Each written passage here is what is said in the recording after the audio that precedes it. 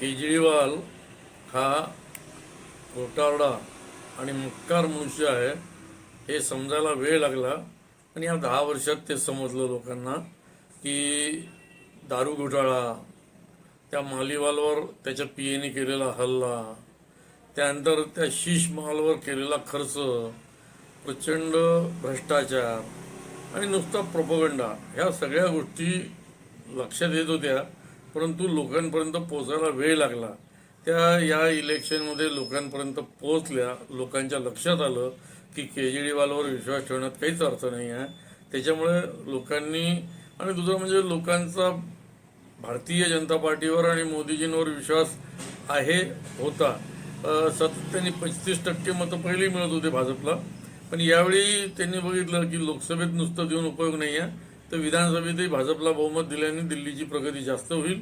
त्यामुळे डबल इंजिनचं सरकार काम करेल. अशा या सगळ्या वातावरणामध्ये संपूर्ण देश आज भाजपमय आहे, हिंदुत्ववादी होत चाललेला आहे. आणि भारतीय जनता पार्टीच या देशाचं व्यवस्थित आणि चांगल्या पद्धतीने रक्षण करू शकते.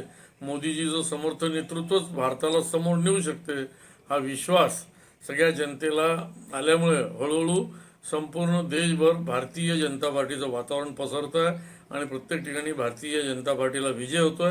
कारण की आम्ही निवडणुका आटोपल्या लागलीच आमच्या संघटनेवर काम करतो. महाराष्ट्रात विधानसभेच्या निवडणुका संपल्याबरोबर सदस्य नोंदणीला सुरुवात झाली. आज आमचं टार्गेट 1.5 कोटी सदस्याचं आहे. 1 कोटीचा आम्ही पूर्ण केलेला आहे. 50 लाख अजून करणार आहे. त्यामुळे संघटनेत काम करणारी भारतीय जनता पार्टी, लोकांमध्ये जाऊन काम करणारी भारतीय जनता पार्टी, सर्व समाज स्तरामध्ये जाऊन काम करणारी भारतीय जनता पार्टी, अशा प्रकारचं स्वरूप भारतीय जनता पार्टीचं आहे आणि मोदीजींचं नेतृत्व. त्यामुळे स्वाभाविकरित्या दिल्लीमध्ये भारतीय जनता पार्टीचा विजय झाला याच्यात मला काहीच आश्चर्य वाटत नाही. अजून पूर्ण निकाल आलेले नाही आहे दिल्ली विधानसभेचे, परंतु सकाळपासून जे रुझान चालू आहे ते पूर्णपणे भारतीय जनता पार्टीच्या फेवरमध्ये आहे. त्यामुळे मला खात्री आहे की हे रिझल्टमध्ये कन्वर्ट होतील आणि रिझल्ट भारतीय जनता पार्टीच्या फेवरमध्ये राहील. आणि गेल्या 3 टर्मपासून भारतीय जनता पार्टी जी बाहेर आहे ती भारतीय जनता पार्टी यावेळी दिल्लीमध्ये विधानसभेमध्ये सत्तेवर येईल.